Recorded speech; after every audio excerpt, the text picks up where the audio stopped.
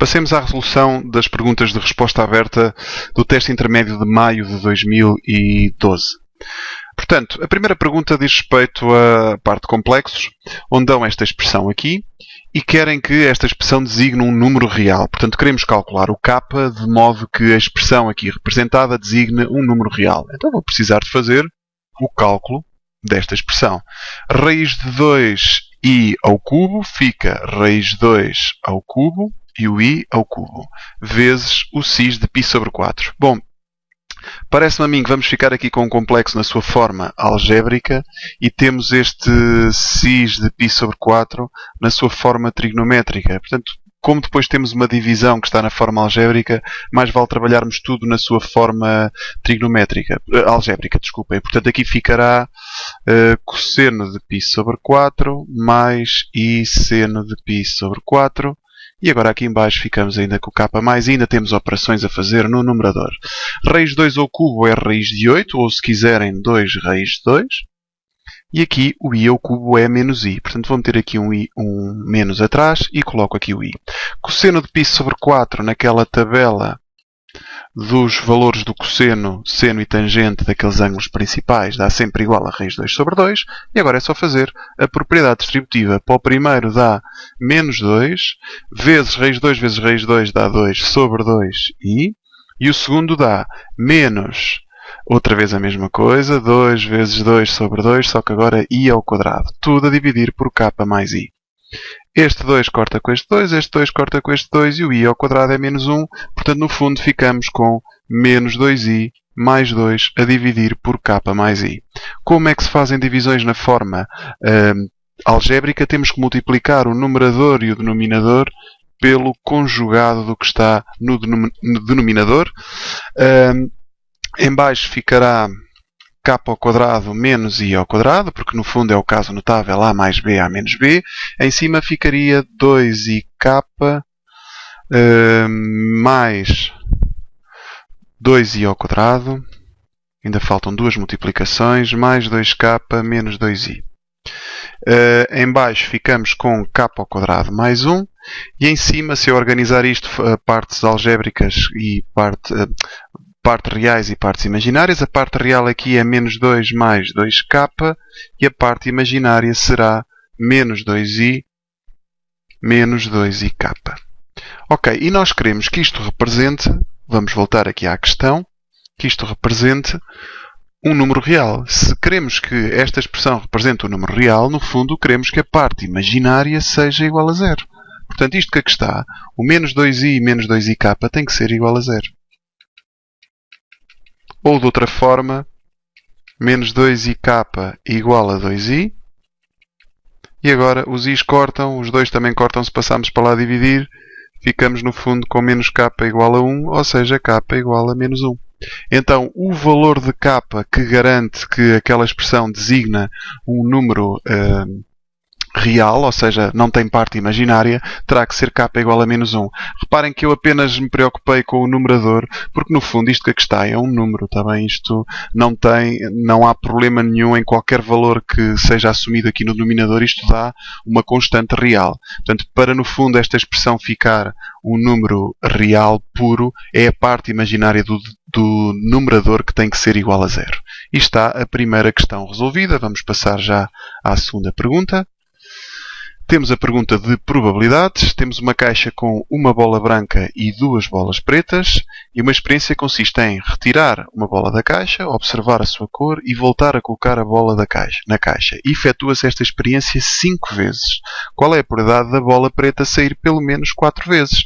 Trata-se de uma experiência associada à variável binomial. Porquê? Porque estamos sempre a repetir a mesma experiência nas mesmas condições. Portanto, o meu n é 5.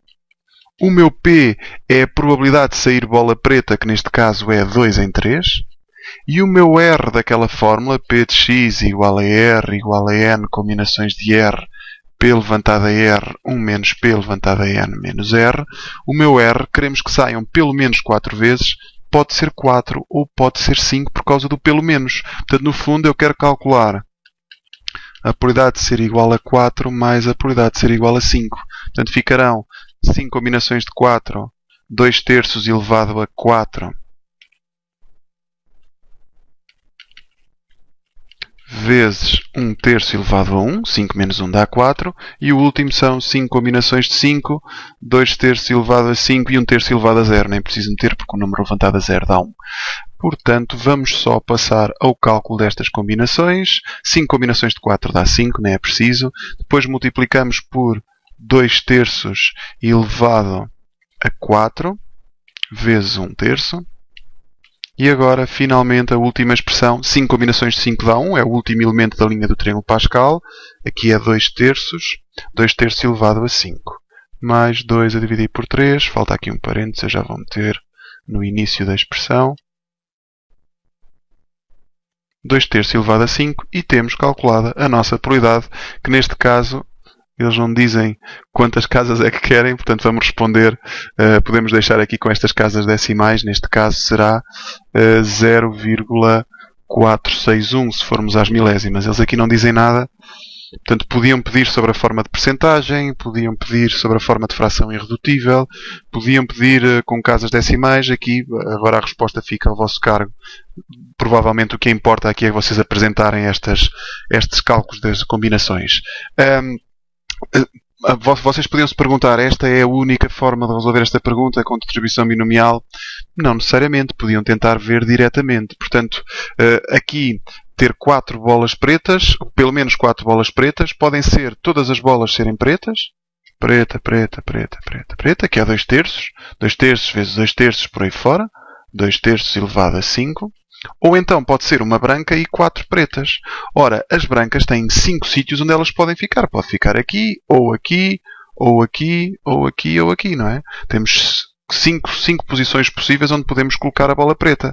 Portanto, no fundo temos 5 hipóteses. A probabilidade de ser preta a branca é 1/3. E depois todas as outras restantes têm que ser pretas, cuja probabilidade é 2/3. No fundo é a mesma conta que está aqui, está bem? E é feito diretamente, resolvido diretamente. Ok, vamos à próxima pergunta, ainda no capítulo de probabilidades. Vamos ver aqui. Temos outra caixa, portanto uma caixa que agora vai ter 3 bolas brancas, 3 brancas e 4 pretas. E aquela nossa caixa inicial tinha uma branca e 2 pretas. E o que se faz é, tira-se ao acaso 2 bolas da caixa 1 que passam para a caixa 2. Portanto, esta é a caixa 1, esta é a caixa 2. E depois tiram simultaneamente 2 bolas da caixa 2. O acontecimento A é as bolas retiradas da caixa 1 são da mesma cor. E o acontecimento B, as bolas retiradas da caixa 2 são da mesma cor. Nós queremos saber qual é a probabilidade das bolas da segunda caixa não serem da mesma cor. Isto é, saiu uma branca e uma preta. Sabendo que da caixa A saíram 2 bolas da mesma cor. Então, se da caixa 1 saíram 2 bolas da mesma cor, elas têm que ser obrigatoriamente 2 bolas pretas. Portanto, o que é que acontece na caixa 2? Passamos a ficar com 3 brancas e 6 bolas pretas. Qual é a probabilidade nesta situação de termos 2 bolas de cores diferentes? Bom, estamos a tirar 2 bolas de uma caixa que tem 9, e cá está o simultaneamente, implica que não interessa a ordem, e em termos de casos possíveis, favoráveis, temos que tirar uma branca, 3C1, que é 3 no fundo, e uma preta, 6C1, que neste caso é 6. Portanto, no fundo fica 18 a dividir por 36, que vai dar 1/2. 36 são as 9 combinações de 2, está bem? Portanto, a nossa probabilidade vai ser 1/2 e tínhamos que explicar tudo. Primeiro, o que é que isto representa? Representa que queremos saber a probabilidade das bolas da caixa 2 não serem da mesma cor, sabendo que da caixa 1 tiraram-se 2 bolas da mesma cor. Depois, o que é que acontece à caixa 2? Isto, ficamos com 3 brancas e 6 pretas. Depois, o número de casos possíveis são 9 combinações de 2, que está aqui. Os casos favoráveis estão aqui. E depois é só fazer esta divisão e está feito, está resolvido o problema. Vamos à pergunta 3. A primeira pergunta diz respeito a tentarmos descobrir qual é a fórmula da área deste triângulo grande que está aqui, em que a única coisa que sabemos é esta hipotenusa vale 2, este aqui vale 2, este também vale 2 e este é o meu ângulo x. Portanto, como é que é a área do triângulo? Base vezes a altura a dividir por 2. A altura é fácil. É só utilizarmos aqui o seno de x. Seno de x igual à altura a dividir por 2. Portanto, a altura dá 2 seno de x, e a base também não é muito complicada, porque a base, este mede 2, este aqui, se vocês fizerem com o cosseno, é a mesma conta, é só mudar ali o cosseno, vai dar 2 cosseno de x. Portanto, feitas as contas, a área do triângulo é a base, que é 2 mais 2 cosseno de x, a multiplicar por 2 seno de x, tudo a dividir por 2. Portanto, isto no fundo vai dar 4 seno de x mais 4 seno de x cosseno de x, tudo a dividir por 2, ou seja, 2 seno de x mais 2 seno cosseno. E isto é a forma do ângulo duplo. Portanto, no fundo é seno de 2x. Isto é a mesma coisa que isto. 2 seno de x cosseno de x. Eu, na altura, no vídeo em que falo destas formas do ângulo duplo, eu dou alguma relevância ao ângulo duplo do seno e do cosseno, porque aparecem muito neste tipo de problemas de contexto real. Passemos agora a 3.2. Na 3.2 queremos saber se existe algum valor para o qual mostrar que existe um valor de x para o qual a área do triângulo é máxima. E atenção que este valor de x é só desde 0 até π sobre 2. Bom, como é que se calcula o máximo de uma função? Bem, temos que derivar a função, igualar a 0 e construir o quadro de sinais dentro deste intervalo de 0 até π sobre 2. Então, o a' de x é muito simples, a derivada do seno é o cosseno. Fica 2 cosseno de x. Este aqui, derivamos o que está dentro, que é 2, e passamos o seno a cosseno. E agora vamos descobrir os zeros da função derivada. 2 cosseno de x igual a 2 cosseno mais 2 cosseno de 2x igual a 0. Agora sim é que eu vou passar para o outro lado. Fico com 2 cosseno de x igual a menos 2 cosseno de 2x. Posso passar o 2 a dividir, está bem? Eles cortam. E fico com cosseno de x igual a menos cosseno de 2x. E agora temos já aqui um primeiro obstáculo. Que obstáculo é esse? Eu não consigo utilizar a minha fórmula, aquela fórmula do cosseno de x igual ao cosseno de alfa, porque eu tenho menos aqui atrás. E ao contrário do que acontece com o seno e com a tangente, que são funções ímpares, o cosseno é uma função par. O que é que isto quer dizer? Que este menos não pode simplesmente passar para dentro do cosseno. Tenham algum cuidado com as propriedades do cosseno. Então o que é que eu vou fazer aqui? Vou pensar em reduções ao primeiro quadrante que me permitam tirar este menos daqui. Portanto, que reduções são estas? Eu vou recordar o tipo de reduções que há.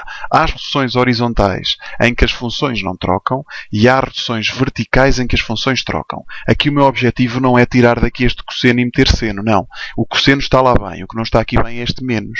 Portanto, o que é que eu posso fazer? Posso pensar, por exemplo, nesta redução aqui, cosseno de π mais alfa, que é uma redução horizontal e está no terceiro quadrante.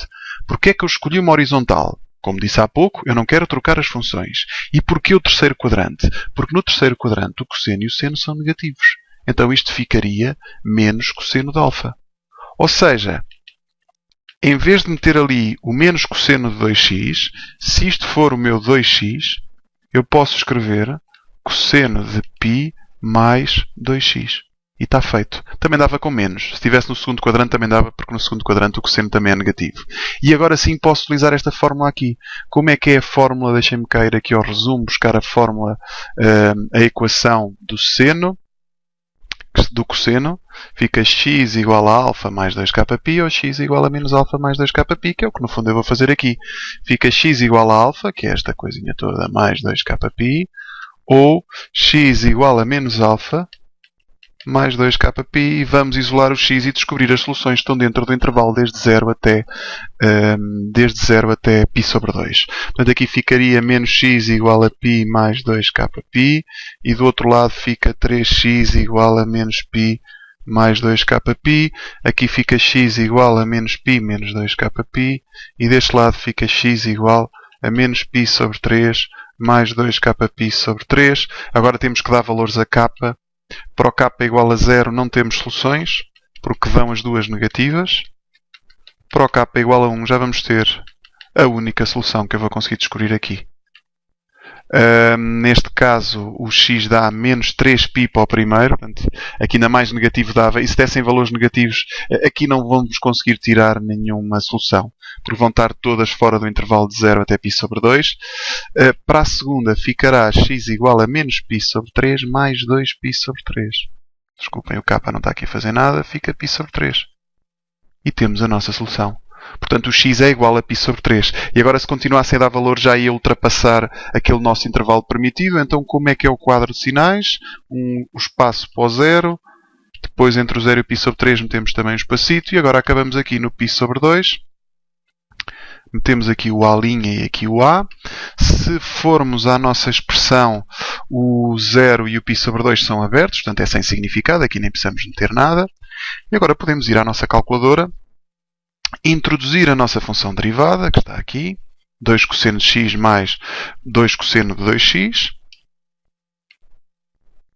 e com a janela adequada, claro. 2 cosseno de x mais 2 cosseno de 2x. Vou ver primeiro se tenho a calculadora em radianos. Tá? Depois vou à janela e meto desde 0 até π sobre 2. No fundo é o intervalo que me interessa. Não preciso andar aqui a meter janelas maiores do que as necessárias. E cá está. Primeiro positivo e depois negativo. Primeiro positivo, depois negativo, a função sobe e depois desce. Então, que conclusão é que nós chegamos? Sim, existe um valor de x para o qual a área do triângulo é máxima, é para x igual a π sobre 3. E não é preciso calcular a área. Tá bem? Eles não pedem para calcular a área, não é necessário. Ok, próxima questão. Esta de utilização da calculadora. Portanto, o que eles dão aqui é esta função. Esta função é flinha, que tem domínio desde 1 até mais infinito. Quer o f, quer o f', claro. Dão aqui a expressão da sua derivada. Não sabemos como é que é a função inicial, não fazemos ideia. Mas o que eles dizem é que está aqui representado parte do gráfico da função f e temos duas retas tangentes que, por sinal, têm a mesma... são retas paralelas. Portanto, no fundo, têm o mesmo declive. Recordo o que é, no fundo, o declive da reta tangente à função. É a derivada, está bem? Geometricamente, a noção de derivada é o declive da reta tangente à função no ponto dado. Portanto, quer isto dizer que a derivada no ponto 2, f' no ponto 2, é igual à derivada no ponto B.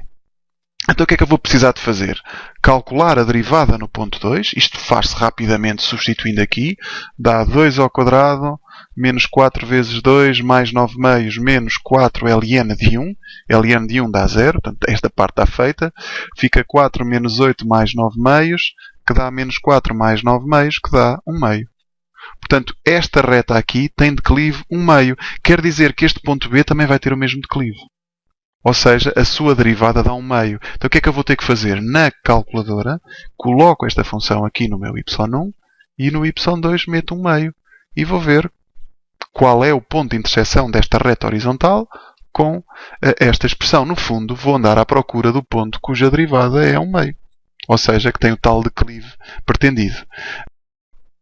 Bom, vamos meter então a função x ao quadrado menos 4x mais 9 meios menos 4 ln de x menos 1.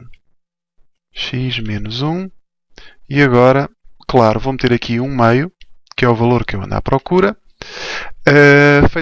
Feito isto, a janela convém que seja adequada. Tá bem? Esta função tem domínio desde 1 até mais infinito.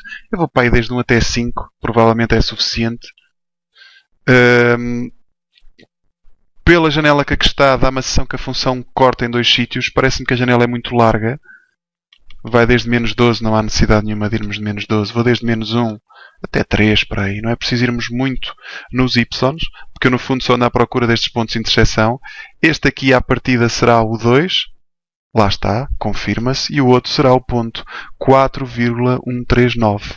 Não sei com quantas casas é que eles querem isto. Às centésimas, 4,14. Está bem? 4,14.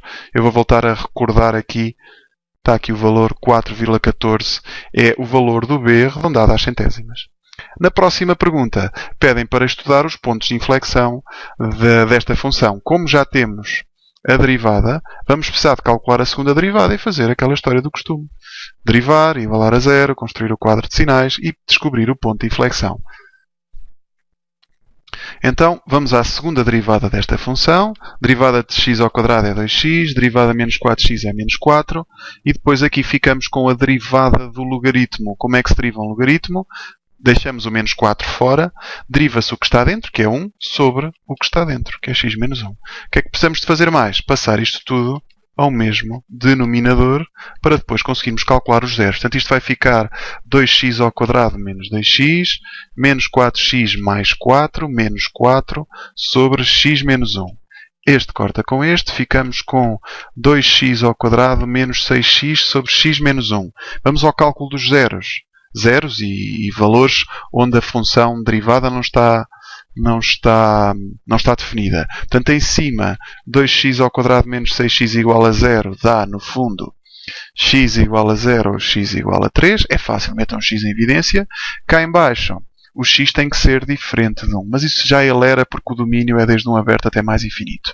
Então, como é que vai ficar o nosso quadro de sinais? Começamos com o 1, metemos o 3 e depois o mais infinito. O 0 não vai fazer parte deste quadro de sinais. Por um motivo muito simples, porque o 0 não pertence sequer ao domínio da função.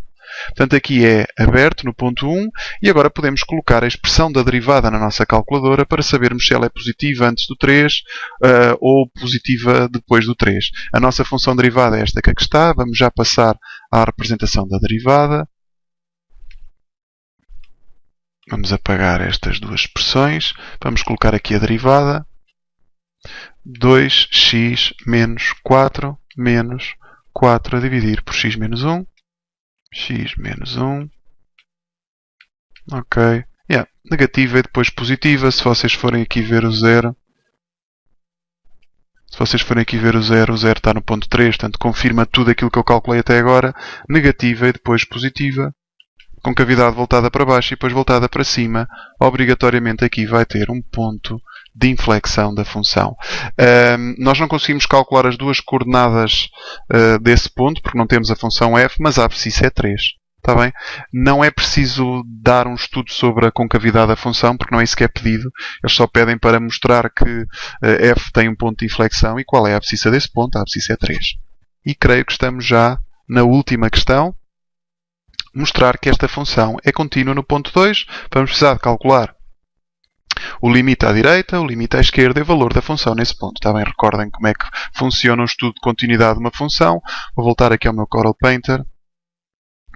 Vou apagar isto. Vou começar por calcular o f de 2, que é super simples. 3e ao quadrado mais ln de 1. ln de 1 é 0. O limite à direita também é super simples. A função é a mesma. Mais ln de x menos 1, vou já colocar aqui 3e ao quadrado, esta parte já está.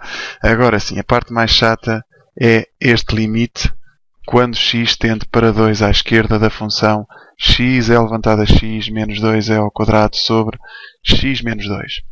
Porquê? Porque estamos perante um limite, uma indeterminação. Isto dá 0 sobre 0, se vocês forem substituir. Dá 2e ao quadrado em cima menos 2e ao quadrado. Dá 0, e em baixo 2 menos 2 que dá 0. Como envolve funções exponenciais, vamos precisar de utilizar o limite notável, e em particular este limite notável aqui. Não é o outro, o tende para mais infinito, tem só de x sobre x elevado a p, mas olhem a grande diferença entre este limite e o outro. É aqui. Aqui há uma enorme diferença. Portanto, o que é que eu vou precisar de fazer? Uma mudança de variável. E a mudança de variável aqui, que me parece bastante óbvia comparando uma expressão com a outra, é chamarmos ao y x menos 2. Então ficará limite quando o y tende para 0 menos. Porquê? Porque se o x vai para 2 menos, o y vai para 2 menos menos 2, que é 0. Cá em baixo ficamos com o y. E agora, o que é o x? O x é y mais 2. Então vamos fazer essas substituições. Portanto, vamos trocar o x por y mais 2. Aqui ficamos com y mais 2 é levantado a y mais 2. Menos 2 é ao quadrado. Temos uma propriedade distributiva para fazer ali. Ficamos com y é levantado a y mais 2 é levantado a y mais 2 menos 2 é ao quadrado sobre y. Este y daria para cortar com este y se eu separasse estes limites, que convém fazê-lo. Já estou quase a acabar. Fica y é levantado a y mais 2 sobre y mais 2 é levantado a y mais 2 menos 2 é levantado a 2 sobre y. Este corta com este. Portanto, o primeiro limite, se eu substituir por 0, dá e ao quadrado. E agora aqui para o segundo, eu vou já colocar o 2 em evidência. Porque temos 2 aqui e 2 aqui. Já simplificamos um bocadinho isto. Portanto, ficamos com e levantado a y mais 2 menos e levantado a 2 sobre y. E aqui dá para fazer uma coisa. Deixem-me só escrever isto. se vocês repararem, eu tenho ali na primeira potência E levantado a y mais 2. Eu posso separá-la em E levantado a y vezes E levantado a 2. Porquê? Porque agora colocando o E ao quadrado em evidência, porque é mais uma expressão que está nos dois, colocando o E ao quadrado em evidência já fico com limite notável. Não é? Porque da primeira parte fica um E levantado a y, do segundo, se lhe coloco em evidência E ao quadrado, fico com 1. E agora isto é o limite notável que vai dar 1. Portanto, no fundo dá E ao quadrado mais 2E ao quadrado, que dá 3E ao quadrado. Comparemos com o nosso limite à esquerda, dá 3E ao quadrado. Portanto, como o limite quando x tende para 2 mais da função é igual ao limite quando x tende para 2 menos da nossa função, que é igual a f de 2, logo f é contínua para x igual a 2. Para x igual a 2. E está resolvida esta questão. O que é que, provavelmente esta seria a pergunta mais difícil deste teste intermédio, porque envolvia limites notáveis, não é? Que já por si só costumam ser mais delicados, e depois não é um limite notável qualquer. É um limite notável que envolve mudanças de variável, porque o limite estaria a tender para 2 e nós pretendíamos que ele passasse a tender para 0. Mais uma vez, não me parece que esta seja a única solução, mas parece-me inevitável a mudança de variável para resolver aquele limite notável. Tá? Não me parece que haja aí outra alternativa. De resto, esta pergunta 4.1, a sua interpretação era delicada, embora a resolução fosse extremamente simples, depois de perceber o que é que era necessário. A pergunta 3, a expressão não era das mais difíceis, já vi bem mais complicadas. A 3.2 dificultava um bocadinho a coisa naquela derivada. E depois a pergunta 1 e a pergunta 2, normal, não é? A pergunta 1, uma pergunta com complexos também um bocadinho diferente do normal. A pergunta 2, uma pergunta de probabilidades perfeitamente normal, daquelas que costumam aparecer e muito em testes intermédios em exames. Só uma parte aqui relativamente à 3.2. Poderíamos ter resolvido aquela equação, tínhamos 2 cosseno de x mais 2 cosseno de 2x, aplicando aqui a fórmula do ângulo duplo. Também vi alguns alunos fazerem assim, só que depois ficávamos com 2 cosseno ao quadrado de x menos 2 seno ao quadrado de x. E tínhamos que passar este seno ao quadrado para cosseno ao quadrado com a forma fundamental da trigonometria. Está bem? Isto seria uma alternativa para isto. Não sei se era maior a volta ou não. Tentem utilizar aquela que faz mais sentido para vocês. Não é a única solução possível. Espero que tenham entendido todas as respostas a todas as perguntas. Um bom estudo, e se vão ter algum teste em breve ou algum teste intermédio, muito boa sorte. Fiquem bem.